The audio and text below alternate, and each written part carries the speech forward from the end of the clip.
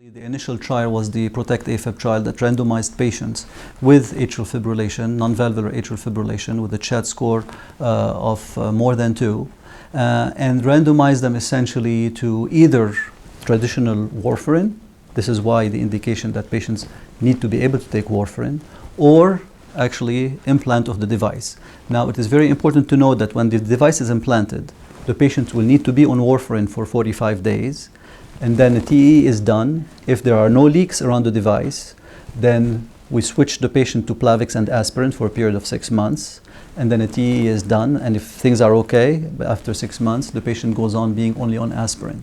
So therefore, the patient does not need to be on long-term anticoagulant with Coumadin. The long-term result of the study, the PROTECT AFib, and then after that, there was another study called the PREVAIL study that was mainly done to evaluate the safety of the implant of the device, to validate that, showed overall that this Watchman device is non-inferior to Coumadin in terms of the reduction of stroke, systemic embolization, and cardiovascular events. It's non-inferior to warfarin.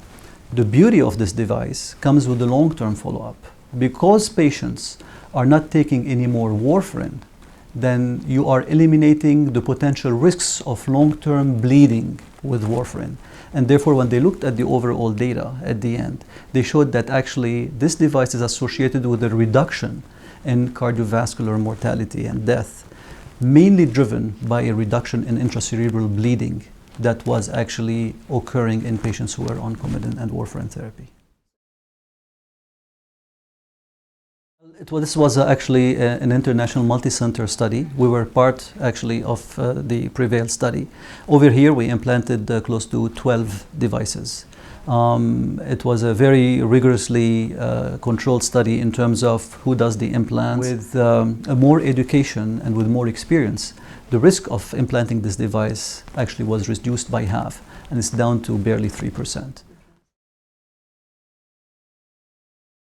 Usually the initial adverse events during the implant, and you have to understand that this should be done in experienced hands and in experienced centers, and in centers who have backup surgical needs if there is a need for it.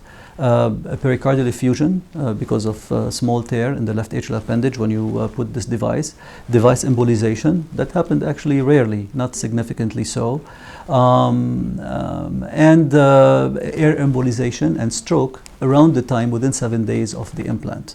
But these have actually decreased with proper education, with more rigorous training, and with actually better information given to the implanting physicians as to how things need to be done. So experience and training have a lot to do with reducing the risk at the time of the implant.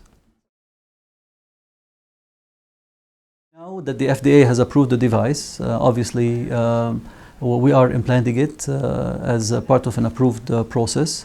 Mostly the patients, if you look at the indications that came out of the FDA for this device, it's clearly for patients who have non-valvular atrial fibrillation, who have an increased risk of stroke based on their CHADS-2 or CHADS-VASc score.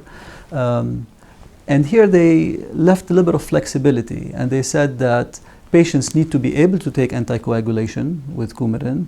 However, there should be an appropriate rationale to seek non-pharmacologic treatment for reduction risk of stroke by considering this device, taking into consideration risk and benefits of anticoagulation and risk of benefits of placing that device.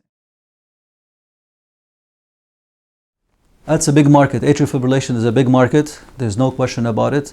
Anticoagulation for atrial fibrillation is a huge market. This is why you have now newer anticoagulants being thrown into the market and actually competing for market share for anticoagulation. It is estimated that close to 6 million patients have atrial fibrillation in the US, and it is estimated that this number will double within the next 20 to 25 years. Almost 60% of these patients have a CHADS-2 score of more than 2, therefore have a high risk of stroke requiring anticoagulation or actually device placement. Now, whether this device would also protect patients with atrial fibrillation at lower risk of stroke remains to be seen. More importantly, I think, whether there is additional beneficial effect to anticoagulation with having this device in. So both anticoagulation and this device, also research that is being developed, and we'll need to see what are the results of that.